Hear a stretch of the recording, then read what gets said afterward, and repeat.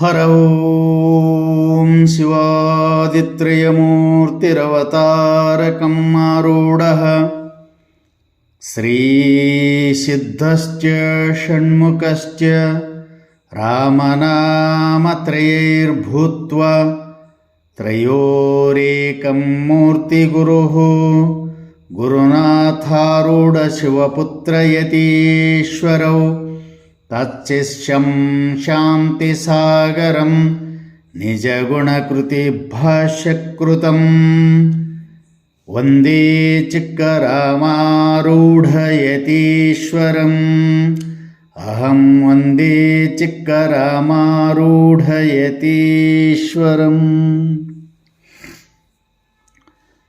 ಪ್ರಾತಸ್ಮರಣೀಯ ಪರಮ ಪೂಜ್ಯ ಸದ್ಗುರುಗಳ ಶ್ರೀಚರಣಗಳನ್ನು ಶಿರದರ ಮನೆಯಲ್ಲಿ ಧರಿಸಿಕೊಂಡು ಅವರಿವರೆನ್ನದೇ ಅದ್ವೈತ ಸಾರ್ವಭೌಮ ಚಕ್ರವರ್ತಿ ಶ್ರೀಮದ್ ಜಗದ್ಗುರು ಜಗದ್ವಂದ್ಯ ಆರೂಢ ಕುಲತಿಲಕ ಸಿದ್ಧಾರೂಢ ಮಹಾಸ್ವಾಮಿಗಳನ್ನೇ ಮೊದಲು ಮಾಡಿಕೊಂಡು ರಾಮಾರೂಢ ಮಹಾಸ್ವಾಮಿಗಳ ಪರ್ಯಂತ ಆರೂಢ ಮಹಾಗುರು ಪರಂಪರೆಗೆ ಮನೋವಾಕ್ಕಾಯಗಳಿಂದ ನಮಸ್ಕರಿಸಿ ಬಸವಾದಿ ಪ್ರಮತರನ್ನು ಹೃದಯಾರಿ ಸ್ಮರಿಸಿಕೊಂಡು ಭಕ್ತಜನ ಬಂಧುಗಳೇ, ಶರಣರೇ, ಶರಣೀಯರೇ, ತಮ್ಮೆಲ್ಲರಿಗೂ ನನ್ನ ಅನೇಕ ಶರಣಾರ್ಥಿಗಳನ್ನು ಸಲ್ಲಿಸುತ್ತಾ ಈ ಮೊದಲು ಒಂದು ರಾಮಾರೂಢ ಮಹಾಸ್ವಾಮಿಗಳ ಮಂಗಲಗೀತೆಯ ಒಂದು ಪಲ್ಲವಿಯನ್ನು ಹಾಗೂ ಪರಂಜ್ಯೋತಿ ಬೆಳಗುವೆನೀಶ ಎಂಬುವಂಥ ಪಲ್ಲವಿ ಹಾಗೂ ಪ್ರೀತಾ ಸದುಜನ ರಾತ ಪರತರ ಎಂಬುವಂಥ ಒಂದು ನುಡಿಯನ್ನು ತಮಗೆ ಈಗಾಗಲೇ ಅದನ್ನು ಪ್ರವಚನ ಮೂಲಕವಾಗಿ ತಿಳಿಸಲಾಗಿತ್ತು. ಆ ಪದ್ಯ ಹೀಗಿದೆ, ತಾವೆಲ್ಲರೂ ಗಮನವಿಟ್ಟು ಕೇಳಬೇಕು. ಪರಂಜ್ಯೋತಿ ಬೆಳಗುವೆ ನೀಶಾ ಅವಧೂತ ರಾಮಾರೂಢೇಶ ಪ್ರೀತಾ ಸದುಜನ ರಾತ ಪರತರ ಪ್ರೀತಾ ಸದುಜನ ರಾತ ಪರತರ. ಇಲ್ಲಿ ಒಂದು ಪಲ್ಲವಿ ಮುಗಿತು. ಈ ಪಲ್ಲವಿದೊಂದು ಪ್ರವಚನವನ್ನು ಈಗಾಗಲೇ ತಮ್ಮೆಲ್ಲರಿಗೂ ತಿಳಿಸಿದ್ದಾಗಿದೆ. ಒಂದನೆಯ ನುಡಿ ಅದನ್ನು ತಿಳಿಸಲಾಗಿದೆ. ಇವಾಗ ಶ್ರುತಿಮತನುತ ಪತ ಗತಿಜಿತ ಕಾಲ ಸ್ಮೃತಿತತಿ ಕೃತಿ ಪರಹಿತರತಶೀಲ ರತಿಪತಿ ಹತ ಘನ ಯತಿ ಕುಲಲೋಲ ಪರಂಜ್ಯೋತಿ ಬೆಳಗುವೆ ನೀಶಾ ಅವಧೂತ ರಾಮಾರೂಢೇಶ. ಈ ಒಂದು ನುಡಿಯನ್ನು ಕೂಡ ಅದರ ಅರ್ಥ, ಅದರದು ವ್ಯಾಖ್ಯಾನ ಎಲ್ಲವನ್ನು ತಮಗೆ ತಿಳಿಸ್ತಾ ಬಂದಿದೆ. ಇಂದು ಎರಡನೇ ನುಡಿ ಮನೋಮುನಿ ಜನ ಘನ ವಿನವನ ಚೈತ್ರ ಅನುದಿನ ತನುತ್ರಯ ನೆನೆ ಭವ ಬೈತ್ರ ಅನುಪಮ ಅನಘನ ಚಿನ್ಮಯ ಗಾತ್ರ ಪರಂಜ್ಯೋತಿ ಬೆಳಗುವೆ ನೀಶಾ ಅವಧೂತ ರಾಮಾರೂಢೇಶ. ಈ ಒಂದು ಎರಡನೇ ನುಡಿಯ ಅರ್ಥವನ್ನು ನಾವೆಲ್ಲರೂ ಚಿಂತನೆ ಮಾಡೋಣ. ಇಲ್ಲಿ ಭಾಳಷ್ಟು ನಮಗೆ ಅಜ್ಞಾತವಾಗಿರ್ತಕ್ಕಂಥ ಪದಗಳಿದ್ದಾವೆ, ನಮಗೆ ತಿಳಿಯದೇ ಇರತಕ್ಕಂಥ ಪದಗಳಿದ್ದಾವೆ. ಅವುಗಳನ್ನು ಸ್ವಲ್ಪ ಪದ, ಅದರದ್ದು ಕಠಿಣ ಶಬ್ದಾರ್ಥ, ತಾತ್ಪರ್ಯ ಅರ್ಥ ಏನಿದೆ ಅನ್ನೋದು ನೋಡೋಣ. ಮನೋಮುನಿ ಜನ ಘನ ವಿನವನ ಚೈತ್ರ ಅನುದಿನ ತನುತ್ರಯ ನೆನೆ ಭವ ಬೈತ್ರ ಅನುಪಮ ಅನಘನ ಚಿನ್ಮಯ ಗಾತ್ರ ಪರಂಜ್ಯೋತಿ ಬೆಳಗುವೆ ನೀಶಾ ಅವಧೂತ ರಾಮಾರೂಢೇಶ. ಈ ಮಂಗಲಗೀತೆಯ ಎರಡನೆಯ ನುಡಿಯ ಮೊದಲನೆಯ ಪದ ಸ್ವಲ್ಪ ಗಮನ ಇಟ್ಟು ಕೇಳ್ರಿ. ಇದು ಭಾಳ ಅರ್ಥಪೂರ್ಣದ ಮತ್ತು ಅಷ್ಟೇ ವಿವಾದಾತ್ಮಕವಾದಂಥ ಪದ ಇದೆ. ಇದು ತಮಗೆ ಮೊದಲು ತಿಳಿಸ್ತಾ ಇದ್ದೀನಿ. ಮನು, ಮುನಿ, ಜನ, ಇದು ಪ್ರಾಸ ಆಗಿದೆ ನೋಡಿ. ನಿಮ್ಗೆ ಹೇಳಿದ್ದೆ ಹಿಂದೆ ನಾನು. ಪ್ರೀತ, ವ್ರಾತ, ಶ್ರುತಿ, ಮತ, ಪತ, ಜಿತ, ಸ್ಮೃತಿ, ತತಿ, ಹಿತ, ರತ, ರತಿ, ಪತಿ, ಹತ, ಯತಿ, ಹಿಂಗೆಲ್ಲ ಪ್ರಾಸಗಳು ಅದಾವ ಅಂತ ಹೇಳಿದ್ದೆ. ಇಲ್ಲಿ ನೋಡ್ರಿ, ಮನು, ಮುನಿ, ಜನ, ಘನ, ವಿನ, ಅನು, ತನು, ನೆನೆ, ಅನು, ಅನ, ಚಿನು, ಇವು ಪ್ರಾಸ. ಇವು ಆದಿಪ್ರಾಸ ಅಂತ ಕರೀತಾರೆ. ಇವಕ್ಕೆ ಮೊದಲನೆಯ ಶಬ್ದದ ಎರಡನೆಯ ಶಬ್ದವು ಮೊದಲನೆಯ ಶಬ್ದದ ಮಗ್ಗಲದಲ್ಲಿರ್ತಕ್ಕಂಥ ಚರಣದ ಎರಡನೇ ಶಬ್ದ ಪ್ರತಿಯೊಂದು ಚರಣದಲ್ಲಿ ಅದೇ ಬಂದಿತ್ತು ಅಂತಂದರೆ ಅದಕ್ಕೆ ಆದಿ ಪ್ರಾಸ ಅಂತ ಕರೀತಾ ಇದ್ದಾರೆ ಅಂತ. ಅವೆಲ್ಲ ಸುಮ್ಮನೆ ಅನಾವಶ್ಯಕವಾದಂಥದ್ದು ಮಾತಾಡೋದು ಬೇಡ. ಮೊದಲಿಗೆ ಪದ ಇರೋದು ಯಾವುದು? ಮನು. ಈ ಮನು ಅಂದ ತಕ್ಷಣ ಭಾಳಷ್ಟು ಜನರಿಗೆ ವಿರೋಧ ಮತ್ತು ಪರ ಅನೇಕ ಇನ್ನೂ ಏನೇನೋ ಅವನೆಲ್ಲ ಜಾತಿವಾದಿ ಹಾಗೆ ಹೀಗೆ ಏನೇನೋ ಅದಕ್ಕೆ ತಲೆಯಲ್ಲಿ ಊಹಾಪೋಹಗಳು ಏಳಬಹುದು. ಅದಕ್ಕೆ ಯಾವುದಕ್ಕೂ ಅವಕಾಶ ಮಾಡಿಕೊಡದಂತೆ ಅಥವಾ ಅವುಗಳನ್ನು ಇಲ್ಲಿ ವಿಸ್ತರಿಸದಂತೆ ಕೇವಲ ಈ ಮಂಗಲ ಗೀತೆಯಲ್ಲಿ ಬರತಕ್ಕಂಥ ಮನು ಎಂಬ ಪದಕ್ಕೆ ಮಾತ್ರ ಅರ್ಥ ತಿಳಿದುಕೊಳ್ಳೋಣ. ಮನು ಜಾತಿವಾದಿ ಅದನೋ ಅಥವಾ ಪರ ಅದನೋ ಅಥವಾ ಅಪರ ಅದನೋ ಅಥವಾ ವಿರೋಧ ಅದನೋ ಅವು ಎಲ್ಲವುಗಳನ್ನು ವಿಚಾರ ಮಾಡೋದು ಇಲ್ಲಿ ಅನಾವಶ್ಯಕ. ಮನು ಇಲ್ಲಿ ಪದ ಬಂದಿದೆ ಅಂದರೆ ಅದಕ್ಕಷ್ಟೇ ಅರ್ಥ ಮಾಡ್ಕೊಳ್ಳೋಣ ನಾವು. ಮನು ಪದಕ್ಕೆ ಅರ್ಥ ಇವತ್ತು ವೇದಗಳಲ್ಲಿ ಅಥವಾ ಶ್ರುತಿಗಳಲ್ಲಿ ಅಥವಾ ಮೂಲ ಋಷಿಗಳು ಮಾತನಾಡಿ ಆ ಪದಕ್ಕೆ ಅರ್ಥ ಮಾಡಿದ್ದು ಏನು ಅಂತ ಕೇಳಿದರೆ, ಸನಾತನ ಧರ್ಮಕ್ಕೆ ಅನುಸಾರವಾಗಿರ್ತಕ್ಕಂಥದ್ದು ಇದು ಮನುಪದ. ಸನಾತನ ಧರ್ಮಕ್ಕೆ ಅನುಸಾರವಾಗಿ ನಾವು ಈ ಮನುಪದದ ಅರ್ಥವನ್ನು ಮಾಡಿದರೆ ಏನಾಗ್ತದ ಅಂತ ಕೇಳಿದರೆ, ಈ ಪ್ರಪಂಚದ ಅಥವಾ ಈ ಸಂಸಾರದ ಮೂಲ ಪುರುಷನೇ ಮನು ಅಂತ ಆಗ್ತಾ ಇದೆ. ಇಷ್ಟು ಬರ್ಕೊಂಡು ಬಂದಾರ ಆ ಋಷಿಮುನಿಗಳಾಗಲಿ ಎಲ್ಲರೂ. ಇವತ್ತು ಯಾವುದು ಇವುದು ಅಂತ ಅರ್ಥ ಮಾಡಿ ಅದನ್ನು ಎಲ್ಲೆಲ್ಲಿ ಒಯ್ದು ಹಚ್ಚಿ ನಮ್ಮ ಸಂತೋಷವನ್ನು ಕೆಡಿಸಿಕೊಳ್ಳುವುದರಲ್ಲಿ ಅದು ಉದ್ದೇಶ ಅಲ್ಲ. ಆ ಪದಕ್ಕೆ ಅಷ್ಟೇ ಅರ್ಥ ಮಾಡಿದರೆ ವೇದ ಉಪನಿಷತ್ತುಗಳಲ್ಲಿ ಅಥವಾ ಅವುಗಳನ್ನು ಅಧ್ಯಯನ ಮಾಡಿದಂಥ ಋಷಿಮುನಿಗಳು ಬರೆದದ್ದೇನು, ಅವರು ನಮ್ಮೆಲ್ಲರಿಗೆ ತಿಳಿಸಿಕೊಟ್ಟದ್ದೇನು ಅಂತ ಕೇಳಿದರೆ, ಈ ಪ್ರಪಂಚದ ಸಂಸಾರದ ಮೂಲ ಪುರುಷನಾದಂಥವನು ಯಾರು ಅಂತ ಕೇಳಿದರೆ ಮನು ಅಂತ. ಅವರೆಷ್ಟೋ 14 ಮನುಗಳಾಗಿ ಹೋಗಿರಂತ ಬರೆದಾರ ಅವರು. ಇಲ್ಲಿ ವೈವಸ್ವತ ಮನು ಅಂತ ಹೇಳಿಕೆ ಏನೋ ಒಬ್ಬ ಆಳ್ತಾನ ಅಂತ ಅದನ್ನು ಬರ್ಕೊಂಡು ಬಂದಾರ. ಅವೆಲ್ಲ ಅನಾವಶ್ಯಕ. ಇಲ್ಲಿ ಮೊದಲ ಮನು ಪದಕ್ಕೆ ಅರ್ಥ ಏನು ಅಂತ ಕೇಳಿದರೆ, ಇಲ್ಲಿ ಈ ಪ್ರಪಂಚಕ್ಕೆ ಮೂಲ ಪುರುಷನಾದಂಥವನು, ಈ ಸಂಸಾರದ ಮೂಲ ಪುರುಷನಾದಂಥವನು ಯಾವನು, ಅವನೇ ಮನು ಅಂತ ಇವೆಲ್ಲವುಗಳಲ್ಲಿ ಬರ್ಕೊಂಡು ಬಂದಾರ. ಅದು ವಾದ ವಿವಾದ ಮಾಡುವವರಲ್ಲಿ ಎಷ್ಟು ಸತ್ಯವೋ ಎಷ್ಟು ಅಸತ್ಯವೋ ಅದು ಅವ್ರಿಗೆ ಬಿಟ್ಟುಕೊಟ್ಟದ್ದು. ಮೊದಲಿನ ಮನುವಿನ ಹೆಸರು ಅವನಿಗೆ ಏನಿತ್ತು ಅಂತ ಕೇಳಿದರೆ ಸ್ವಯಂಭೂ ಅಂತಿತ್ತು. ಆತ ಬ್ರಹ್ಮನ ಪ್ರಥಮ ಪುತ್ರ ಅಂತನೂ ಬರ್ಕೊಂಡು ಬಂದಾರ. ಅಂಥ ಯಾವ ಸ್ವಯಂಭೂರೂಪವಾದಂಥ ಬ್ರಹ್ಮನ ಮಗನಾದಂಥ ಈ ಮನು ಪ್ರಥಮ ಸ್ತ್ರೀ ನೋಡ್ರಿ. ಅದು ಒಂದೇನಾರೆ ಉತ್ಪತ್ತಿ ಆಗಬೇಕಾದ್ರೆ ಬೇಕಲ್ಲ, ಅದಕ್ಕೆ ಅಲ್ಲಿ ಏನು ತೊಗೊಂಡ್ರು ಅಂತ ಕೇಳಿದರೆ, ಇದೆಲ್ಲ ಜಗತ್ ಸೃಷ್ಟಿ ಸಗುಣ ಬ್ರಹ್ಮನಿಂದಲೇ ಆಗಿದೆ. ಅದರಲ್ಲಿ ಇವರೆಲ್ಲರೂ ಉತ್ಪತ್ತಿಯಾದವರು. ಬಹುಶ್ಯಾಂ ಏಕಾಕಿನೋ ನ ರಮಂತೆ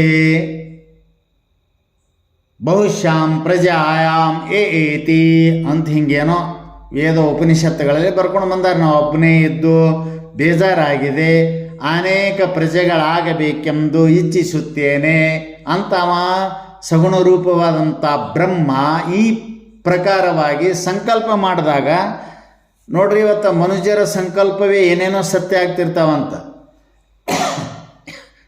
ಏನೋ ಗೊತ್ತಿರಲಾರ್ದಂಥವ್ರು, ಏನೋ ಅರಿಯದಂಥವ್ರು, ಇವತ್ತೇನೋ ಅಭ್ಯಾಸ ಮಾಡಿದಂಥವ್ರು, ಅಥವಾ ಆಧ್ಯಾತ್ಮಿಕಕ್ಕಾಗಿ ತಮ್ಮ ಜೀವನವನ್ನು ಸ್ರವಿಸದೇ ಇರತಕ್ಕಂಥವ್ರು, ಇವರು ಏನೇನೋ ಒಂದೊಂದು ಸಂಕಲ್ಪ ಮಾಡಿದರೆ ಸತ್ಯ ಆಗ್ತಾವ ಅಂತ ಹೇಳ್ಕೊತ ಬಂದಾರ. ಆದ್ರೆ ಮಾಯೋಪಾಯದಿಂದ ಕೂಡಿದಂಥ ನಿರ್ಗುಣ ಪರಬ್ರಹ್ಮ ಸಗುಣವಾದಾಗ ಅದು ಸಂಕಲ್ಪ ಮಾಡಿದಾಗ ಏನಾಗ್ಲಕ್ಕಿಲ್ಲ. ನಾವು ನಮಗೆ ಅನುಕೂಲವಾದಂಥ ಅರ್ಥಗಳನ್ನು ಅರ್ಥೈಸ್ಕೊಂಡು ಹೋಗ್ಬೇಕು. ಅಂಥ ಯಾವ ಬ್ರಹ್ಮ ಸಂಕಲ್ಪ ಮಾಡಿದಂಥ ನಾವು ಒಬ್ಬನೇ ಇದ್ದು ಬೇಜಾರಾಗಿದೆ, ಅನೇಕ ಪ್ರಜೆಗಳಾಗಬೇಕೆಂದು ಇಚ್ಛಿಸುತ್ತೇನೆ ಅಂತ ಸಂಕಲ್ಪಿಸಿದಾಗ ಅವಾಗೇನಂದರೆ ಈ ಸ್ವಯಂಭೂ ಮನೋ ಉತ್ಪತ್ತಿಯಾಗಿರ್ಬೇಕು. ಆವಾಗ ಪ್ರಥಮತ ಈ ಶತರೂಪ ಅನ್ನತಕ್ಕಂಥ ಸ್ತ್ರೀ ಉತ್ಪತ್ತಿಯಾಗಿರಬೇಕು. ಅಂಥ ಯಾವ ಶತರೂಪ ಮತ್ತು ಬ್ರಹ್ಮನಿಂದ ಸಂಕಲ್ಪದಿಂದ ಉತ್ಪತ್ತಿಯಾದಂಥ ಸ್ವಯಂಭೂ ಅಂತ ಮೊದಲಿಗೆ ಹೆಸರು ಪಡೆದಂಥ ಈ ಮನು, ಇವರಿಬ್ಬರ ಸಮ್ಮಿಲನದಿಂದ ಸೃಷ್ಟಿಯಲ್ಲಿ ಸಮಸ್ತ ಈ ಜನರ ಉತ್ಪತ್ತಿ ಆಯಿತು. ಅದಕ್ಕೆ ಈ ಜನರ ಉತ್ಪತ್ತಿಗೆ ಕಾರಣವಾದ ಸಲುವಾಗಿ, ಅಥವಾ ತಿಳ್ಕೊಳ್ರಿ, ಮನುಜರ ಉತ್ಪತ್ತಿಗೆ ಕಾರಣವಾದ ಸಲುವಾಗಿ ಅವನಿಗೆ ಮನು ಅಂತ ಕರೆದಾರೆ. ಸಾಕಿಷ್ಟೇ ಮನು ಪದಕ್ಕೆ ಅರ್ಥ, ಮನು. ಹೌದಲ್ಲ? ಇದ್ರಾಗೇನ್ರಿ ಸಮಸ್ಯೆ ಬರ್ತೈತೆ ನಿಮಗೆ? ನಾವು ಅವ ಏನು ಜಾತಿ ವಿರೋಧ ಇದಾನೋ, ಪರ ಅದಾನೋ, ಏನು ಯಾರನ್ನ ತುಳಿದು ಮಾತಾಡೇನೋ, ಮನು ಹ್ಯಾಂಗೆ ಮಾತಾಡೋನು ನಮಗೆ ಗೊತ್ತಿಲ್ಲ. ಮನು ಅಂದರೆ ಯಾರು ಅಂತ ಕೇಳಿದರೆ ಅಷ್ಟು. ಆಮೇಲೆ ಆ ಮನು ಮತ್ತು ಶತರೂಪ ಇವರಿಬ್ಬರ ಸಮ್ಮಿಲನದಿಂದ ಈ ಸೃಷ್ಟಿಯಲ್ಲಿ ಉತ್ಪತ್ತಿಯಾದಂಥವರು ಮನುಜರು. ಆ ಮನುಜ ಕುಲಕ್ಕೆ ಪ್ರಥಮ ಪುರುಷ, ಮೂಲ ಪುರುಷ ಮನು ಅಂತ ತಿಳ್ಕೊಂಡು ಅವನ ಕರೆದಿದ್ದಾರೆ. ಇವರಿಗೆ ಜನರಿಗೆ, ಮನುಜರಿಗೆ ಕಾರಣವಾದ ಸಲುವಾಗಿ ಅಂತ ಇಷ್ಟೇ ಅರ್ಥಕ್ಕೆ ಅರ್ಥ. ಇನ್ನು ಮುಂದೆ ಮನು ಮುನಿ ಅಂತ ಕರೆದಿದ್ದಾರೆ ಈ ಮಂಗಲ ಪದ್ಯದಲ್ಲಿ. ಮನು ಮುನಿ ಜನ ಘನ ವಿನವನ ಚೈತ್ರ ಅನುದಿನ ತನುತ್ರಯ ನೆನೆ ಭವ ವೈತ್ರ ಅನುಪಮ ಅನಘನ ಚಿನುಮಯ ಗಾತ್ರ. ಮನು ಆಗನ ಏನು? ಮುನಿ. ಮುನಿ ಅಂದರೆ ಯಾರೇ? ನಾನು ತಮಗೆ ಮೊದಲು ಹೇಳಿದ ಪ್ರಕಾರ ಈ ಮಂಗಲ ಗೀತೆಯಲ್ಲಿ ಬರತಕ್ಕಂಥ ಪದಗಳ ಅರ್ಥವನ್ನು ಅಷ್ಟೇ ಮಾಡುತ್ತೇನೆ. ಇದು ವಾದವೂ ಅಲ್ಲ, ವಿವಾದವೂ ಅಲ್ಲ, ಯಾವುದನ್ನು ಜರಿಯೋದು ಅಲ್ಲ, ಯಾವುದನ್ನು ಉನ್ನತಿಗೆ ಒಯ್ಯೋದು ಅಲ್ಲ. ಅಲ್ಲಿ ಮನು ಆದಗಳೇ ಮುನಿ ಅಂತ ಬಂತು. ಮುನಿ ಅಂದರೆ ಯಾರೀ? ಭಾಳಷ್ಟು ಜನ ಮುನಿಗಳು, ಇವ್ರ ಮುನಿ, ಅವ್ರ ಮುನಿ, ಆ ಮುನಿ, ಇಂಥ ಮುನಿ, ಅಂತಿಂಥ ಮುನಿಗಳದರು. ಯಪ್ಪ, ಅಂತಿಂಥ ಮುನಿಗಳು ಅಂತ ಹೇಳ್ಕೋತ ಹೊರಟಾರ ಇವರು. ಆ ಮುನಿ ಪದದ ಅರ್ಥನೇ ಗೊತ್ತಿಲ್ಲ ಇವರಿಗೆ. ಅದಕ್ಕೆ ಶಾಸ್ತ್ರ ಸಂಬಂಧ, ಅದಕ್ಕೆ ಇಲ್ಲಿ ಶ್ರುತಿಯೇ ಪ್ರಮಾಣವ ಕಿಳರ್ಗೆ. ನೀವು ಜಗತ್ತಿನಲ್ಲಿ ಮಾಡ್ತಕ್ಕಂಥ ಪ್ರತಿಯೊಂದು ಇವತ್ತ ಒಂದು ಸಣ್ಣ ಕೆಲಸದಿಂದ ನಿಮ್ಮ ಜೀವನದ ಇವತ್ತು ಜನ್ಮದಿಂದ ಮರಣದ ಪರ್ಯಂತ ಮಾಡತಕ್ಕಂಥ ಪ್ರತಿಯೊಂದು ಕಾರ್ಯಗಳು ಶಾಸ್ತ್ರಸಮ್ಮತ, ಶ್ರುತಿ ಸಮ್ಮತ, ಕರ್ಮಸಮ್ಮತವಾಗಿಯೇ ಇದಾವೆ. ಅದನ್ನು ತಿಳ್ಕೊಬೇಕು. ಅದು ಗೊತ್ತಿರಲಾದೆ ಯಾರಿಗಾರ ಏನೋ ಅನ್ಕೋಂತ ಹೋಗ್ತಾರ. ಅದಕ್ಕೆ ಪ್ರತಿಯೊಂದಕ್ಕೂ ಶಾಸ್ತ್ರದ ಪ್ರಮಾಣಗಳಿರ್ತಾವೆ. ಮುನಿ ಅಂದರೆ ಯಾರಪ್ಪ? ನಮ್ಗೆ ಗೊತ್ತಿಲ್ಲ. ಇಂಥವ ಮುನಿ. ಅವ ಲಂಗೋಟಿ ಹಾಕೊಂಡು ಬಂದ, ಕೌಪಿನ ಹಾಕೊಂಡ್ಬಂದ ಮುನಿ, ಬೂದಿ ಬಿಡ್ಕೊಂಬಂದ ಮುನಿ, ಜಟ ಬಿಟ್ಟ ಮುನಿ, ಗಡ್ಡ ಬಿಟ್ಟ ಮುನಿ, ರುದ್ರಾಕ್ಷಿ ಧರಿಸ್ದ ಮುನಿ, ಲಿಂಗ ಧರಿಸ್ದ ಮುನಿ. ಮುನಿಯ ಆ ಮುನಿ ಅನ್ರಿ ನೀವು ಬೇಡ ಅನ್ನೋದಿಲ್ಲ. ಮುನಿ ಪದಕ್ಕೆ ಅರ್ಥ ಏನು ಅಂತ ಚೆನ್ನಾಗಿ ತಿಳ್ಕೊಂಡಂದ್ರೆ ಭಾಳ ಚಲೋ ಆಗ್ತದೆ. ಯಾಕಂತ ಕೇಳಿದ್ರೆ ಇನ್ನೂ ಇದರಲ್ಲಿ ಪದಗಳು ಭಾಳ ಅದಾವ. ಈಗಾಗಲೇ ಸಮಯ 14 ನಿಮಿಷ ಆಗಿ ಹೋಯಿತು. ಸುಮ್ಮನೆ ಸ್ವಲ್ಪ ಹೇಳ್ತಾ ಹೋಗ್ತೀನಿ ನಾನು ಮುನಿ ಅಂತ. ಆ ಮುನಿ ಅದಕ್ಕೊಂದು ಶಬ್ದ, ಅದು ಮುನಿ ಶಬ್ದ, ಅದು ನಡೀತಾ ಇರ್ತದೆ ಹೀಗೆ.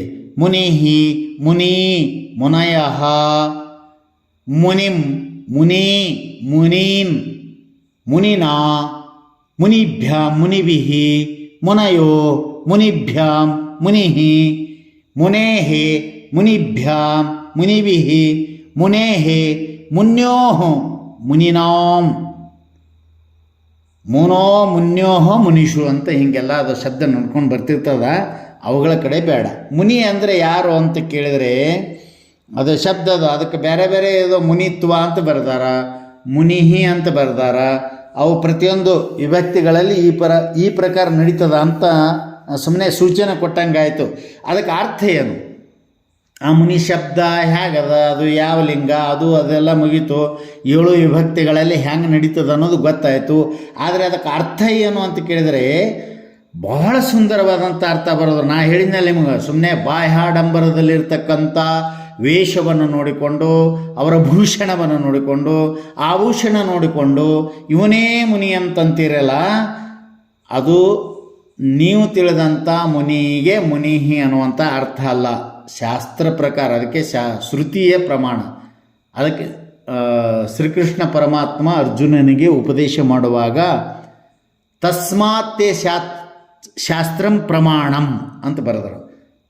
ತಸ್ಮಾತ್ ತೇ ಶಾಸ್ತ್ರಂ ಪ್ರಮಾಣಂ. ಅದಕ್ಕೆ ಶಾಸ್ತ್ರ ಪ್ರಮಾಣ ಇರ್ತದೆ. ಶಾಸ್ತ್ರ ಪ್ರಮಾಣಕ್ಕೆ ಅವನು ಯೋಗ್ಯ ಇದ್ದರೆ ಅವನಿಗೆ ಮುನಿ ಅನ್ರಿ. ಏನ್ರಿ ಶಾಸ್ತ್ರ ಪ್ರಮಾಣ ಅಂತಂದರೆ ಧ್ಯಾನ ಭಿಕ್ಷುತ್ವಂ ಮುನಿಹಿ. ನೋಡ್ರಿ, ಧ್ಯಾನ ಭಿಕ್ಷುತ್ವಂ ಮುನಿಹಿ ಅಂತಂತಂದ್ರೆ ಏನು ಅಂತ ಕೇಳಿದರೆ ಸದಾ ಧ್ಯಾನ ಮಾಡುವವರಿಗೆ ಮುನಿಗಳು ಅನ್ನಬೇಕು. ಅದಕ್ಕೆ ಮನನಾತ್ ಮುನಿಹಿ ಅಂತ ಕರೆದಾರೆ.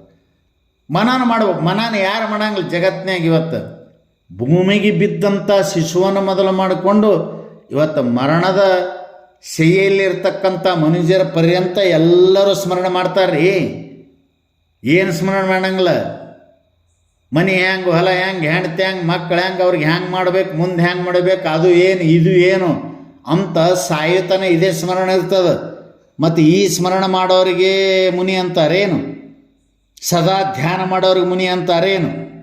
ಹಂಗಂದ್ರೆ ಏನು ಅಂತ ಕೇಳಿದರೆ ಯಾವುದರ ಸದಾ ಧ್ಯಾನ ಮಾಡಬೇಕಾತ ಅಂತ ಕೇಳಿದರೆ ತನ್ನ ಸ್ವಂತವಾಗಿರತಕ್ಕಂಥ ತನ್ನ ಸ್ವರೂಪದ ಧ್ಯಾನ ಮಾಡ್ತಕ್ಕಂಥ ಸ್ವಭಾವದಿಂದ ಕೂಡಿದವರಿಗೆ ಮಾತ್ರ ಮುನಿ ಅನ್ನಬೇಕು ಅಂತ.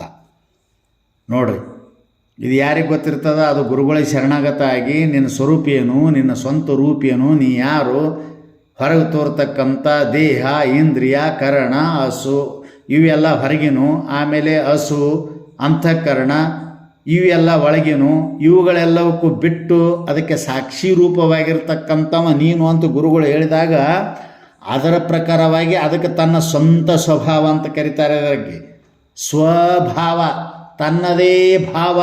ತನ್ನದೇ ಭಾವ ಅಂದ್ರೇನು?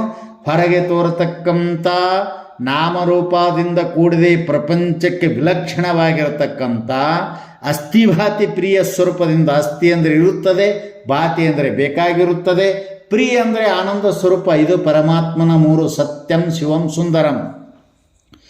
ಇವೇ ನನ್ನ ಸ್ವರೂಪ ಅಂತ ತಿಳಿದು ನಿರಂತರವಾಗಿ ಯಾವ ಧ್ಯಾನ ಭಿಕ್ಷುತ್ವಂ, ಭಿಕ್ಷು ಪದಕ್ಕೆ ಅದಕ್ಕೆ ಸನ್ಯಾಸ ಅಂತ ಬರೆದಾರ.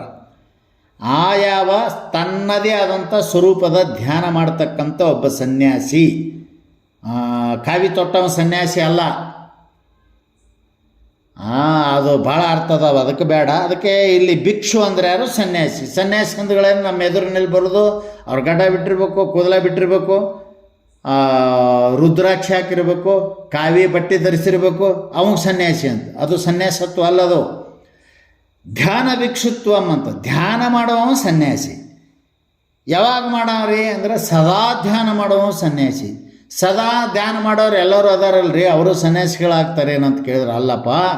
ಗುರುವಿಗೆ ಶರಣಾಗತನಾಗಿ ತನ್ನ ಸ್ವರೂಪ ಏನದ ಅಂತ ತಿಳ್ಕೊಂಡು ಅದರ ಧ್ಯಾನ ಮಾಡಬೇಕು. ತನ್ನ ಸ್ವರೂಪ ಏನು? ಸತ್ತು ಚಿತ್ತು ಆನಂದ, ಸತ್ಯಂ ಶಿವಂ ಸುಂದರಂ. ಅದಕ್ಕೆ ಅದು ನನ್ನ ಸ್ವರೂಪ ಅಂತ ತಿಳಿದು ಧ್ಯಾನ ಮಾಡೋ ಅವ ಮುನಿ ಅಂತ ಕರೀತಾ ಇದ್ದಾರೆ. ಸಮಯ ಭಾಳ ಆಗ್ತಾ ಇದೆ. ಮುನಿ ಪದಕ್ಕೆ ಇನ್ನೊಂದು ಅರ್ಥ ಬಹಳ ಸುಂದರವಾಗಿ ನಿರಂತರ ದ್ವಿತೀಯಾರ್ಥ ಮನನಶೀಲತ್ವ ಮುನಿಹಿ ಅಂತ ಅಲ್ಲಿ ಪದ ಬಂದದ ಹೇಳಕತ್ತೀನ. ನಿರಂತರ ಅದ್ವಿತೀಯ ಅರ್ಥ ಮನನಶೀಲತ್ವಂ ಸಹ ಮುನಿಹಿ. ನೋಡ್ರಿ, ನಿರಂತರ ನಿರಂತರ ಪದಕ್ಕೆ ಅರ್ಥ ಏನು ಅಂತ ಕೇಳಿದರೆ, ಈಗ ಈ ಊದುಕಡ್ಡಿಗೆ ಬೆಂಕಿ ಹಚ್ಚಿಟ್ರೆ ಅಂದ್ರೆ ಆ ಊದುಕಡ್ಡಿಗೆ ಹತ್ತುಕೊಂಡೇನೆ ಅದು ಹೊಗೆ ಹೆಂಗೆ ಹೋಗ್ತಿರ್ತದೋ ಅದಕ್ಕೆ ನಿರಂತರ ಅಂತ ಕರಿಬೇಕು. ಆಮೇಲೆ ನೀವು ಪಣತಿಯೊಳಗೆ ಎಣ್ಣೆ ಹಾಕಿ ಬತ್ತಿ ಹಾಕಿ ಅದಕ್ಕೆ ಜ್ಯೋತಿ ಬೆಳಗಿದ್ರಿ ಅಂದ್ರೆ ಆ ಬತ್ತಿಯನ್ನು ಹಿಡ್ಕೊಂಡೇ ಹ್ಯಾಂಗೆ ಅದಕ್ಕೆ ಬಿಟ್ಟಿರ್ಲಾರ್ದಂಗೆ ನಿರಂತರ ಸದಾಕಾಲ. ಅಥವಾ ಲಿಂಗದ ಮೇಲೆ ಧಾರಾಪಾತ್ರೆಯನ್ನು ಕಟ್ಟಿ ಅದನ್ನು ಲಿಂಗದ ಮೇಲ್ಭಾಗದಲ್ಲಿ ಅದರ ತಲೆ ಮೇಲೆ ಕಟ್ಟಿದಾಗ ದಾರದ ಹಾಗೆ ಸದಾ ನೀರು ಧಾರಾಕಾರವಾಗಿ ಹೆಂಗೆ ಬೀಳ್ತದಲ್ಲ ಅದಕ್ಕೆ ನಿರಂತರ ಅಂತ ಕರೀತಾರೆ. ನಿರಂತರ ಅಂದ್ರೇನು? ಸದಾವಕಾಲ, ಉಚ್ಛೇದ ರಹಿತ, ಅದು ಕಟ್ಟಾಗಂಗಿಲ್ಲ, ಅದು ಅದರಿಂದ ಬೇರ್ಪಡಂಗಿಲ್ಲ, ಅದನ್ನು ಕೂಡಿಕೊಂಡೇ ಅಂತ. ನಿರಂತರ ಅಂದ್ರೇನು? ಒಂದು ಕ್ಷಣವೂ ಕೂಡ ಬಾಹ್ಯ ವಿಷಯದ ಚಿಂತನೆಗಳನ್ನು ಮಾಡದೆ, ಹೇಗೆ ಇವತ್ತು ಪ್ರಪಂಚದಲ್ಲಿರ್ತಕ್ಕಂಥ ಒಬ್ಬ ವ್ಯಕ್ತಿ ನಾ ಹೆಂಗೆ ಈ ಜಗತ್ತಿನಲ್ಲಿ ಮೇಲೆ ಬರಬೇಕು, ಶ್ರೀಮಂತನಾಗಬೇಕು, ದೊಡ್ಡವನು ಅನಿಸ್ಕೋಬೇಕು ಅಂತ ಏನು ಚಿಂತನೆ ಮಾಡ್ತಿರ್ತಾನಲ್ಲ ಈ ವಿಷಯಗಳನ್ನು ಸಂಪಾದನೆ ಮಾಡುವುದಕ್ಕಾಗಿ, ಹಾಗೆ ನಿರಂತರ ಅಂತಂದ್ರೇನು? ಒಂದು ಕ್ಷಣವನ್ನು ಹಾಳು ಮಾಡದೆ ಪ್ರಾಪಂಚಿಕರು ಈ ವಿಷಯಗಳ ತನ್ನ ವೈಯಕ್ತಿಕ ಸುಖದ ಹೆಂಡತಿ ಮಕ್ಕಳು ಹೊಲ ಮನೆ ತನ್ನ ಅಧಿಕಾರ ಮೇಲೆ ಬರಬೇಕೆನ್ನುವುದರ ಬಗ್ಗೆ ಚಿಂತನೆ ಮಾಡುವ ಹಾಗೆ ಅದ್ವಿತೀಯ ದ್ವಯೋಹೋ ಭಾವಃ ದ್ವಯೋರ್ಭಾವಃ ಯತ್ರ ನ ವಿದ್ಯತೆ ತತ್ ಅದ್ವೈತಂ. ಅದ್ವಿತೀಯ ಅಂದರೆ ಏನಂತ ಕೇಳಿದರೆ, ಎಲ್ಲಿ ಎರಡೆಂಬುವ ಭಾವನೆ ತೋರುವುದಿಲ್ಲೋ ಅದು ಅದ್ವಿತೀಯ. ಅದು ಯಾವುದಂದರೆ ಸ್ವಗತ ಸಜಾತಿ ವಿಜಾತಿ ಭೇದ ರಹಿತವಾದಂಥದ್ದು. ಸ್ವಗತ ಭೇದ, ಸಜಾತಿ ಭೇದ, ವಿಜಾತಿ ಭೇದ, ಈ ಮೂರು ಭೇದ ರಹಿತ. ಈ ಮೂರು ಭೇದಗಳು ಪ್ರಪಂಚದಲ್ಲಿ ಅದಾವ. ಈ ಮೂರೂ ಭೇದಗಳಿಗೆ ವಿಲಕ್ಷಣವಾಗಿ ಕೇವಲ ಚೈತನ್ಯದ ಪರಮಾತ್ಮಗೆ ಯಾವ ಭೇದ ಇಲ್ಲರಿ, ನೀವು ಮಾಡ್ಕೊಂಡಿರಿ ಅಂಥ ಯಾವ ಅದ್ವಿತೀಯ ಅರ್ಥವನ್ನು ಮನನ ಮಾಡ್ತಕ್ಕಂಥವರಿಗೆ ಆ ಮನನಶೀಲದಿಂದ ನೋಡಿ, ಇದನ್ನು ಮನನ ಮಾಡೋರಿಗೆ ಶೀಲವಂತರು ಅಂತ ಕರಿಬೇಕು. ನೀವೆಲ್ಲರೇ ಚಲೋ ಜಾಗದಾಗ ಕುಂತ್ರೆ ಶೀಲವಂತರಲ್ಲ, ಚಲೋ ಒಳ್ಳೆಯ ಕುಲದಲ್ಲಿ ಹುಟ್ಟಿದರೆ ಶೀಲವಂತರಲ್ಲ. ನೀವೇನು ನೈವೇದ್ಯ ಮಾಡಿ ಹಾಂಗೆ ಮಾಡಿ ಶುಚಿರ್ಭೂತರಾಗಿದ್ದರೆ ಶೀಲವಂತರಲ್ಲ. ಎದಕ್ಕೆ ಶೀಲವಂತರನ್ನಬೇಕು ಅಂತ ಕೇಳಿದರೆ, ಅದ್ವಿತೀಯನಾದಂಥ ಎರಡೆಂಬ ಭಾವನೆ ಇಲ್ಲದಂಥ ನಾಮಗಳು ಅನೇಕವಾದರೂ ಏಕರೂಪವಾಗಿರ್ತಕ್ಕಂಥ ಪರಮಾತ್ಮನ ಚಿಂತನೆ ಮಾಡ್ತಕ್ಕಂಥವ್ರು, ಮನನೆ ಮಾಡ್ತಕ್ಕಂಥವ್ರು ಶೀಲವಂತರು. ಉಳಿದವರೆಲ್ಲರೂ ಇವರು ಶೀಲವಂತರು ಅಲ್ಲ. ಅದಕ್ಕೆ ನವಲಗುಂದ ನಾಗಲಿಂಗಪ್ಪನವರು ಏನಂತ ಕರೆದ್ರು ಅಂತ ಕೇಳಿದ್ರೆ, ಮನ ಮಡಿ ಆದದ್ದೇ, ಮನ ಪರಿಶುದ್ಧವಾದದ್ದೇ ಮಡಿ, ಇನ್ನುಳಿದಿದ್ದು ಎಲ್ಲವೂ ಕಾಲ್ಮಡಿ ಅಂತ ಬರೆದ್ರು ಅವರು. ಅದಕ್ಕೆ ಮನ ಪರಿಶುದ್ಧಿ ಎದಕ್ಕಾಗ್ತದೆ ಅಂತ ಕೇಳಿದರೆ, ಏಕಂ ಏವಂ ಅದ್ವಿತೀಯಂ ಅಂತ ಈ ವಚೋಕ್ರಮದಿಂದ ಈ ಮೂರು ಪದಗಳಿಂದ ಏಕ ಅನ್ನುವುದರಿಂದ ಯಾವುದು ಸ್ವಗತ ಭೇದ, ಏವ ಅನ್ನೋದರಿಂದ ಸಜಾತಿ ಭೇದ, ಅದ್ವಿತೀಯ ಅನ್ನೋದರಿಂದ ವಿಜಾತಿ ಭೇದ ತೆಗೆದು ಯಾವುದೋ ಅಂಥದ್ದು. ಅದಕ್ಕೆ ಅದ್ವಿತೀಯ ಈ ಅರ್ಥವನ್ನು ಮನನ ಮಾಡ್ತಕ್ಕಂಥವರಿಗೆ ಶೀಲವಂತರು ಅಂತ ಕರೀತಾರೆ. ಅಂದರೆ ನಿರಂತರ ಅದ್ವಿತೀಯ ಅರ್ಥದ ಚಿಂತನೆ ಮಾಡುವವರು ಯಾರು ಅಂತ ಕೇಳಿದರೆ, ಇವರಿಗೇನೋ ಮನು ಮುನಿ ಜನ, ಇವರು ಮುನಿಗಳು. ಇನ್ನು ಜನರು ಯಾರು ಅಂತ ಕೇಳಿದರೆ, ಅದಕ್ಕೂ ಜನ ಅನ್ನೋದು ಅದು ಒಂದು ಶಬ್ದ ನಡೀತದೆ. ಜನವು ಜನವು ಜನಾನ್ ಅಂತ ಹಿಂಗೆ ಅದಕ್ಕೂ ಒಂದು ಶಬ್ದದ ಒಂದು ರೂಪ ನಡೀತಾ ಇದೆ. ಅದು ಬೇಡ ನಮಗಿಲ್ಲಿ ವ್ಯಾಕರಣ ಪರಿಕ್ರಿಯೆ. ಜನ ಅಂದರೆ ಏನ್ರಿ ಅಂತ ಕೇಳಿದರೆ, ಅದಕ್ಕೆ ಅರ್ಥ ವ್ಯಕ್ತಿ, ಮನುಷ್ಯ, ಸರ್ವಸಾಧಾರಣವಾದಂಥ ಮನುಷ್ಯ. ಯಾಕೆ ಸರ್ವಸಾಧಾರಣ ಅಂತ ಕೇಳಿದರೆ, ಜನರ ಮಧ್ಯದಲ್ಲಿನೇ ಇದ್ದು ಜನರಂತೆಯೇ ಕಂಡು ಅವರಿಗಿಂತಲೂ ಅಸಾಧಾರಣವಾಗಿರ್ತಕ್ಕಂಥವ್ರು ಕೆಲವೊಂದಿಷ್ಟು ಇರ್ತಾರೆ. ಅವರು ನಿಮ್ಮ ಪ್ರಾಪಂಚಿಕ ವ್ಯವಹಾರದಲ್ಲಿ ಇರ್ತಾರೆ. ಈಗ ಅಧಿಕಾರಿಗಳು ಮನುಷ್ಯರಾದರೂ ಕೂಡ ಅಸಾಧಾರಣಗಳವರು. ಈಗ ಈ ರಾಜಕೀಯದಲ್ಲಿ ಬಂದು ಪ್ರಜೆಗಳನ್ನು ಆಳ್ತಕ್ಕಂಥ ಒಂದು ಸ್ಥಾನದಲ್ಲಿ ಕುಳಿತಂಥವು ಅಸಾಧಾರಣನೇ. ಅದಕ್ಕೆ ಅವ್ರು ಏನಂದ್ರೆ ಇಲ್ಲಿ ಸರ್ವಸಾಧಾರಣ ಲೋಕ ಅಂತ ಕರೆದ್ರು. ಮನುಜರು ಅನ್ನೋ ಪದಕ್ಕೆ ವಿಶೇಷಣ ಪದದಿಂದ ಇವತ್ತು ಪ್ರಜೆಗಳನ್ನ ಆಳ್ತಕ್ಕಂಥ ರಾಜ ಬೇರೆ, ಅನೇಕ ತನ್ನ ಅಧಿಕಾರವನ್ನು ಚಲಾಯಿಸ್ತಕ್ಕಂಥ ಆ ಹುದ್ದೆಯನ್ನು ಪಡೆದಂಥ ಅಧಿಕಾರಿ ಬೇರೆ, ಹೀಗೆಲ್ಲ ಅಸಾಧಾರಣ ಅಂತ ಹೇಳಿಸ್ಕೊಳ್ತಾವೆ. ಟೋಟಲಿ ನಮಗೆ ಇಲ್ಲಿ ಜನ ಅನ್ನುವಂಥ ಪದಕ್ಕೆ ಅರ್ಥ ಏನು ಬೇಕು ಅಂತ ಕೇಳಿದ್ರೆ ಸರ್ವಸಾಧಾರಣರಾಗಿರ್ತಕ್ಕಂಥ ಜನರಿಗೆ ಅಂತ, ಅಥವಾ ಮನುಷ್ಯ ಸಮೂಹ, ಜನರು ಅಥವಾ ಪ್ರಜೆಗಳು ಅಂತ ಟೋಟಲಿ ಅಂಥವರಿಗೆ ಇದು ಹೇಳೋದು. ಯಾಕೆಂದ್ರೆ ನಮ್ಮ ಅಧ್ಯಾತ್ಮದಲ್ಲಿ ಎಲ್ಲರೂ ಅಷ್ಟೇ, ಇವತ್ತು ಮಹಾನ್ ವ್ಯಕ್ತಿಗಳಾದ್ರೂ ಇದರಲ್ಲಿ ಅವರು ಅಷ್ಟೇ, ಅಧಿಕಾರಿಗಳಾದರೂ ಅಷ್ಟೇ. ಅದಕ್ಕೆ ಮೊದಲಿನ ರಾಜರು ರಾಜಗುರುಗಳನ್ನಿಟ್ಟುಕೊಂಡು ಅವರ ಆದೇಶದಂತೆ ಅವರ ಆಜ್ಞೆಯಂತೆ ರಾಜ್ಯ ಕಾರ್ಯಭಾರವನ್ನು ನಡೆಸ್ತಿದ್ರು. ಅದಕ್ಕೆ ಸಾಧಾರಣ ಮನುಷ್ಯರಂತೆಯೇ ಇಲ್ಲಿ ಅರ್ಥ, ವಿಶೇಷ ಅಲ್ಲ. ಇವತ್ತು ಅಧಿಕಾರಿ ವಿಶೇಷ, ರಾಜ ವಿಶೇಷ. ಆದರೆ ಈ ಸಂದರ್ಭದಲ್ಲಿ ಎಲ್ಲರೂ ಅವಿಶೇಷ, ಸರ್ವಸಾಧಾರಣರಿಗೆ ಮನುಷ್ಯರನ್ನು ಬೇಕು ಅಂತ. ಇಂಥ ಮನೋಮುನಿ ಜನರಿವರು ಘನ ಅಂದ್ರೇನು, ಘನೀಭೂತವಾಗಿರುವಂಥದ್ದು, ಅದನ್ನು ಮತ್ತೆ ಏನು ವಿಂಗಡಿಸಲಿಕ್ಕೆ ಬಾರದಂಥದ್ದು, ಅದು ಘನಸ್ವರೂಪವಾಗಿರುವಂಥದ್ದು. ಅಂಥ ಅದರ ಚಿಂತನೆ ಮಾಡತಕ್ಕಂಥ ಈ ಜನರೇನದಾರಲ್ಲ ಅವ್ರು ಹೆಂಗಿರ್ತಾರೆ ಅಂದ್ರೆ ವಿನಯವಂತರಾಗಿರ್ತಾ ಇದ್ದಾರೆ. ಅಂಥ ವಿನವನ ಮನೋಮುನಿ ಘನ ವಿನವನ, ನಾ ಹಿಂದೆ ಹಾಡಿದಂಥ ಒಂದು ಈ ನುಡಿಯ ಹಾಡಂತ ತಾವು ನೆನಪಿಸ್ಕೋಬೇಕು, ಸಮಯ ಭಾಳ ಆಯಿತು. ವಿನವನ ಅಂದ್ರೆ ವಿನಯ ರೂಪದಿಂದ ಕೂಡಿದಂಥ ವನ. ಆ ವನ ಏನಾಗ್ತದ ಅಂತ ಕೇಳಿದ್ರೆ, ಈಗ ನಿಮ್ಮ ನೋಡ್ರಿ ಹೊರಗಿನ ವನ ಒಂದು ಸಲ ಪ್ರಫುಲ್ಲಿತವಾಗಿರ್ತದ, ಒಮ್ಮೆ ಒಣಗಿ ಅಸ್ಥಿ ಪಂಜರದಂಗ ಎಲೆಗಳು ಉದುರಿ ಬರೀ ಬರುಡು ಮರವಾಗಿ ನಿಂತಿರ್ತಾವೆ. ಆ ಬರುಡು ಮರಗಳಾಗಿ ವನವಾಗಿ ನಿಂತಾಗ ಅವುಗಳನ್ನು ಮತ್ತೆ ನಾವಿನ್ನು ಬದುಕುವುದೇ ಇಲ್ಲ, ನಾವಿನ್ನು ಇರುವುದೇ ಇಲ್ಲ ಅನ್ನುವಂಥ ಸ್ಥಿತಿಗೆ ಬಂದಾಗ ನೀವು ಬದುಕ್ತೀರಿ, ನೀವು ಇರ್ತೀರಿ, ನೀವು ಮೊದಲು ಹೆಂಗಿದ್ದೀರಿ ಹಾಗೇ ಮಾಡ್ತೀನಿ ಅನ್ನುವಂಥದ್ದು ಒಂದು ಕಾಲ ಬರ್ತದಂಥ. ಅದು ಯಾವುದು ಅಂತ ಕೇಳಿದರೆ ಚೈತ್ರ ಮಾಸ. ನೋಡಿ, ವನ ಚೈತ್ರ ಹೆಂಗೆ ನಿಮ್ಮೆ ಸಾರ್ವಜನಿಕವಾಗಿ ವ್ಯಾವಹಾರಿಕವಾಗಿ ಸಕಲ ಸಮಸ್ತ ಗಿಡಗಳು ಒಣಗಿ ಬರಡಾಗಿ ತಮ್ಮ ಎಲೆಯನ್ನು ಕಳೆದುಕೊಂಡು ನಾವೇನು ಬದುಕುವುದಿಲ್ಲ, ನಮ್ಮದು ಮುಗಿತ ಆಯುಷ್ಯ ಅನ್ನುವಂಥ ಸಂದರ್ಭದಲ್ಲಿ ಅವು ಗೋಳಿಡುವಾಗ, ಅವು ದುಃಖ ಪಡುವಂಥ ಸಂದರ್ಭದಲ್ಲಿ ಚೈತ್ರ ಮಾಸ ಹೆಂಗೆ ಬಂದು ಮತ್ತೆ ಪ್ರಫುಲ್ಲಿತವಾಗುತ್ತವೆಯೋ, ಹೌದಿಲ್ರಿ? ಪ್ರಫುಲ್ಲಿತ ಆಗ್ತಾವಿಲ್ಲ, ಅದಕ್ಕೆ ಚೈತ್ರ ಮಾಸ ಅಂತ ಗೊತ್ತದ ನಿಮಗೆ. ಅದು ಪಂಚಾಂಗದ ಮೊದಲನೇ ತಿಂಗಳ ನಮ್ಮ ಹಿಂದೂ ಧರ್ಮದ ಪ್ರಕಾರ. ಇದು ಭಾರತ ದೇಶದಲ್ಲಿರ್ತಕ್ಕಂಥ ಹೊಸ ವರ್ಷ ಅಂತ ಕರೀತಾರೆ. ಇದರಲ್ಲಿ ಅನೇಕ ಮಹತ್ವಪೂರ್ಣವಾದಂಥ ಕಾರ್ಯಗಳು ನಡೀತಾವೆ ಅಲ್ಲಿ ಚೈತ್ರ ಮಾಸದೊಳಗೆ.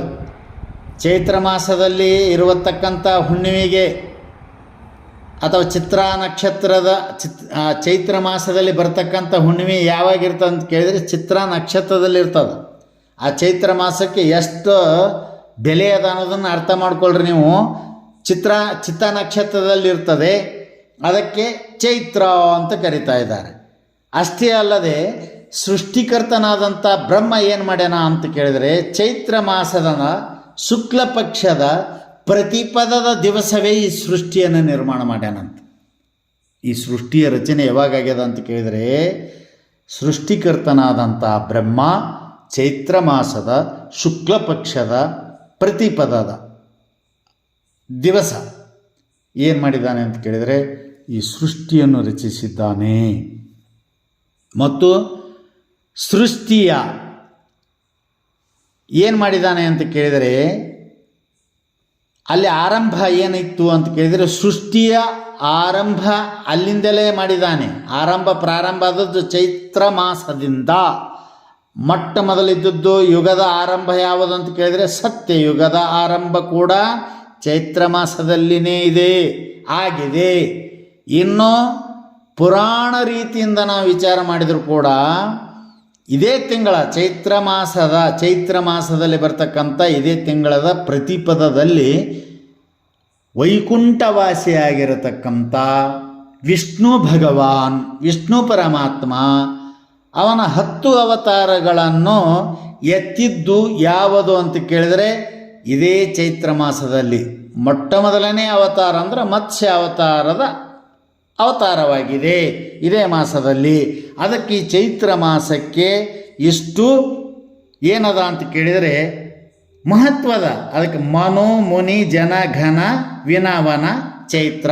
ಹೇಗೆ ಈ ನಿಮ್ಮ ಹೊರಗಿನ ಅರಣ್ಯದಲ್ಲಿರ್ತಕ್ಕಂಥ ವನಗಳು ಬರಡಾಗಿ ಒಣಗಿ ನಿಂತಾಗ ಚೈತ್ರ ಮಾಸ ಹೆಂಗೆ ಬರುತ್ತದೆಯೋ ಹಾಗೆ ನಮ್ಮ ಜೀವನದಲ್ಲಿ ನಾವೆಂದೂ ಇನ್ನು ಏನಾಗುವುದಿಲ್ಲ, ಜೀವನವನ್ನು ಸಾಗಿಸುವುದಕ್ಕೆ ಆಗುವುದಿಲ್ಲ ಅಂತ ತಿಳಿದಂಥ ಸದ್ಭಕ್ತರು, ಅಧ್ಯಾತ್ಮ ಮಾರ್ಗದಲ್ಲಿ ನಡೀತಕ್ಕಂಥವರು, ಇವರು ತಮ್ಮ ತಾವು ತಿಳಿಬೇಕಂತಕ್ಕಂಥ ಈ ಯಾವ ಉದ್ದೇಶದಿಂದ ಕೂಡಿದ ಮುಮುಕ್ಷುಗಳು, ಇವರ ಜೀವನ ಬರಡಾಗ್ತದೆ. ನಾವು ಭಗವಂತನ ನೆಂದು ಕಾಣೋದು ಅಂತ ಹೀಗಾಗಿ ಒಣಗಿ ನಿಂತಾಗ ಅಲ್ಲಿ ಏನಾಯಿತು ಅಂತ ಕೇಳಿದರೆ, ಆ ಚೈತ್ರ ಮಾಸದಂತೆ ಆ ಸದ್ಗುರುವಿನ ಕರುಣೆ, ಪರಮಾತ್ಮನ ಕರುಣೆ ಆಗ್ತದಂತೆ.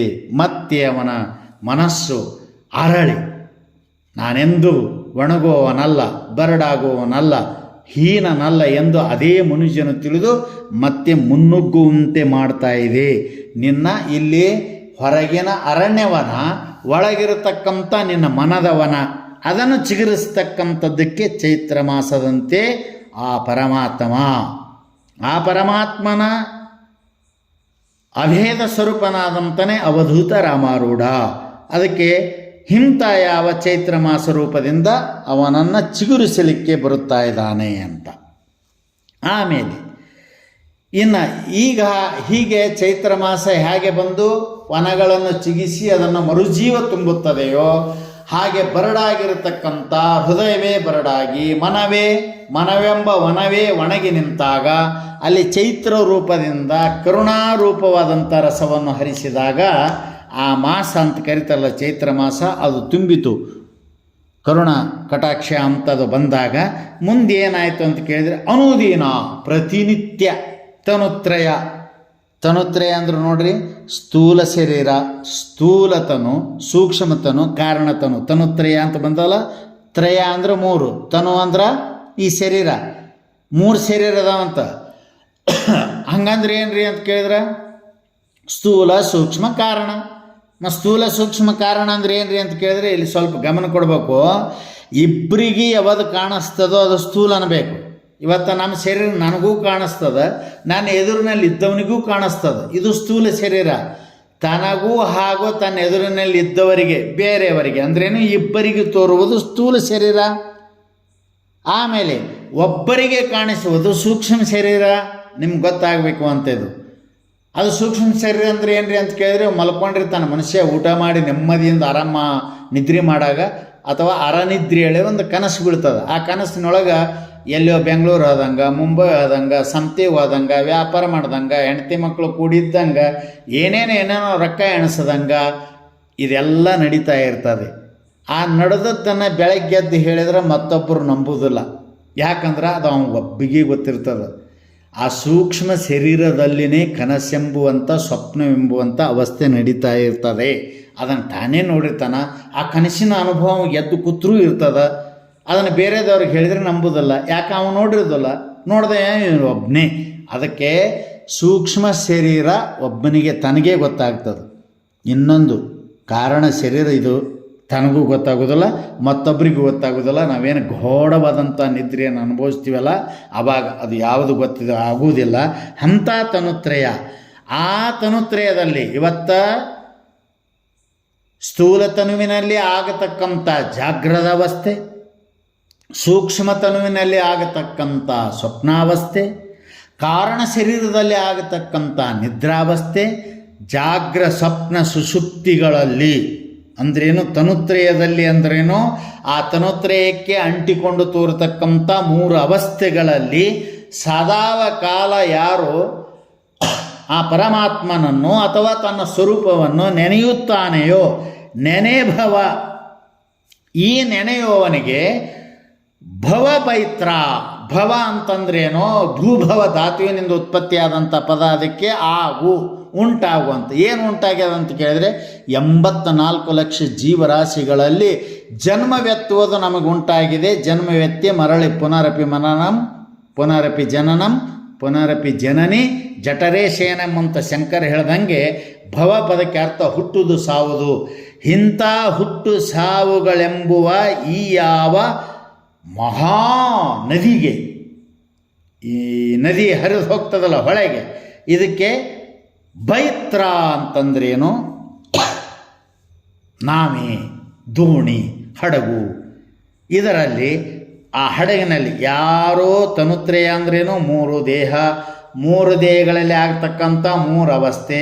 ಬಸವಣ್ಣವರು ಹೇಳಿದ ಹಾಗೆ ಜಾಗ್ರ ಸ್ವಪ್ನ ಸುಷುಪ್ತಿಗಳಲ್ಲಿ ನಿನ್ನನ್ನಲ್ಲದೆ ಅನ್ಯವನ್ನು ನೆನೆದರೆ ತಲೆದಂಡ ಅಂತ ಹೆಂಗೆ ಹೇಳಿದ್ರು ಹಾಗೆ ಯಾವುದನ್ನು ನೆನೆಯದೆ ತನುತ್ರಯದಲ್ಲಿ ನೆನೆಯುವಂಥವರಿಗೆ ಭವಭೈತ್ರ ಅಂದ್ರೇನು? ಜನನ ಮರಣ ರೂಪ ಈ ಸಂಸಾರವನ್ನು ದಾಟಿಸಲಿಕ್ಕೆ ಅವನು ಹಡಗಿನ ಸ್ವರೂಪ. ಬೈತ್ರ ಅಂದ್ರೆ ಹಡಗು, ದೋಣಿ, ನದಿಯನ್ನು ದಾಟಿಸ್ತಕ್ಕಂಥ ಒಂದು ಸಾಧನೆ ಅಂತ ಇಟ್ಕೊಳ್ರಿ. ಅಂಥ ಅನುಪಮವಾಗಿರತಕ್ಕಂಥವನು ಮನುಗಳಿಗೆ, ಮುನಿಗಳಿಗೆ, ಜನಗಳಿಗೆ, ತನ್ನನ್ನು ನೆನೆಯುವವರಿಗೆ ಚೈತ್ರ ರೂಪದ ಮಾಸದಂತೆ ತನ್ನನ್ನು ಸದಾಕಾಲ ಸ್ಮರಣೆ ಮಾಡುವ ಜನರಿಗೆ ಈ ಭವ ಸಾಗರವನ್ನು ದಾಟಿಸತಕ್ಕಂಥ ನಾಮೇ ರೂಪದಿಂದ ಇರತಕ್ಕಂಥವ್ರು ಯಾರು ಅಂತ ಕೇಳಿದರೆ ಅನುಪಮ. ಉಪಮಾ ಕೊಡಲಿಕ್ಕೆ ಬಾರದ್ದಕ್ಕೆ ಅನುಪಮ ಅಂತ ಕರಿತಾ ಇದ್ದಾರೆ. ವಿಸ್ತಾರ ಮಾಡೋದು ಬೇಡ. ಅನಘ, ಪಾಪರಹಿತನು. ಆಮೇಲೆ ಚಿನ್ಮಯ ಗಾತ್ರನು, ಕೇವಲ ಚಿತ್ಸ್ವರೂಪನಾಗಿರತಕ್ಕಂಥವನು. ಅಂದ್ರೇನು? ಚಿನ್ಮಯ ಗಾತ್ರ ಅಂದ್ರೆ ಇವತ್ತು ದೇಹ, ಗಾತ್ರ ಅಂದರೆ ಶರೀರ, ಪಂಚಮಹಾಭೂತಗಳಿಂದ ಪಂಚೀಕರಿಸಿದಂಥ ಸ್ಥೂಲ ಶರೀರದ ಇದು ಗಾತ್ರ ಅಲ್ಲ. ಸೂಕ್ಷ್ಮ ಶರೀರ ಇದು ಗಾತ್ರ ಅಲ್ಲ. ಆಮೇಲೆ ಕಾರಣ ಶರೀರ ಅದು ಗಾತ್ರ ಅಲ್ಲ. ಈ ಮೂರು ಶರೀರಗಳಿಗೆ ಆಧಾರ ಅಧಿಷ್ಠಾನವಾಗಿರುವುದೊಂದು ಚಿನ್ಮಯ ಅಂತೇನದಲ್ಲ, ಚಿತ್ತಮಯ, ಕೇವಲ ಚೈತನ್ಯ ಸ್ವರೂಪವಾಗಿರುವುದು. ಅದುವೇ ಯಾವುದು ಅಂತ ಕೇಳಿದರೆ ಚಿನ್ಮಯ ಗಾತ್ರ. ಅಂಥ ಚಿನ್ಮಯ ಗಾತ್ರದಿಂದ ಕೂಡಿದಂಥ ಹೇ ಪರಮಾತ್ಮ, ಅದಕ್ಕೇನು ಬರೆದವರು? ಈಶಾ, ಪರಂಜ್ಯೋತಿ ಬೆಳಗುವೆನು ಈಶಾ. ಚಿನ್ಮಯ ಗಾತ್ರದಿಂದ ಕೂಡಿದಂಥ ಹೇ ಈಶನೇ, ಅವಧೂತನಾಗಿರತಕ್ಕಂಥ ರಾಮಾರೂಢೇಶ, ಹೀಗೆ ನಿಮಗೆ ನಾನು ಬೆಳಗುವೆನು ಆರತಿಯ ಅಂತ ತಿಳ್ಕೊಂಡು ಇವತ್ತು ಈ ಮಂಗಲದ, ರಾಮಾರೂಢರ ಮಂಗಲದ 2ನೆಯ ನುಡಿಯನ್ನು ಇಲ್ಲಿಯವರೆಗೆ ಸಂಕ್ಷಿಪ್ತವಾಗಿ, ಅವು ಇನ್ನೂ ಅರ್ಥ ಬಾಳಿದಾವೆ, ಅವೆಲ್ಲ ಅರ್ಥಗಳನ್ನು ಅರ್ಥೈಸಿದರೆ ಒಂದೊಂದು ನುಡಿಗೆ ಒಂದೊಂದು ವರ್ಷ ಆಗ್ಬೋದು. ಆದರೆ ಅಷ್ಟೆಲ್ಲ ಕೇಳ್ತಕ್ಕಂಥ ಸಾವಧಾನತೆ, ತಾಳ್ಮೆ ತಮ್ಮೆಲ್ಲರಲ್ಲಿ ಇರುವುದಿಲ್ಲ. ಅದಕ್ಕಾಗಿ ಯಥಾಮತಿಗೆ ಹೊಳೆದಷ್ಟು, ಇನ್ನೂ ಇದರ ಮೇಲೆ ಮಹಾನುಭಾವರು ಪಂಡಿತರು ಏನೇನೋ ಅರ್ಥ ಮಾಡ್ಬೋದು. ಆದರೆ ನನ್ನ ಯಥಾಮತಿಗೆ ಹೊಳೆದಷ್ಟು ನಾನು ಈ ಪರಂಜ್ಯೋತಿ ಬೆಳಗುವೆನು ಈಶಾ, ಅವಧೂತ ರಾಮಾರೂಢೇಶ ಅನ್ನುವಂಥ ಈ ಪದ್ಯದ 2ನೇ ನುಡಿಯನ್ನು ನಿರೂಪಣೆ ಮಾಡಿದ್ದೇನೆ.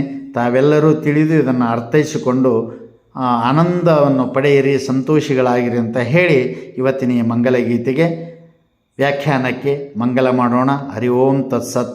ಪರಬ್ರಹ್ಮಣೇ ನಮಃ. ಓಂ ಗುರು ಬಸವಲಿಂಗಾಯ ನಮಃ. ಸದ್ಗುರುವೇ ನಮಃ. ಹರಿ ಓಂ. ಶಿವಾಯ ನಮಃ. ಶಿವಾಯ ನಮಃ.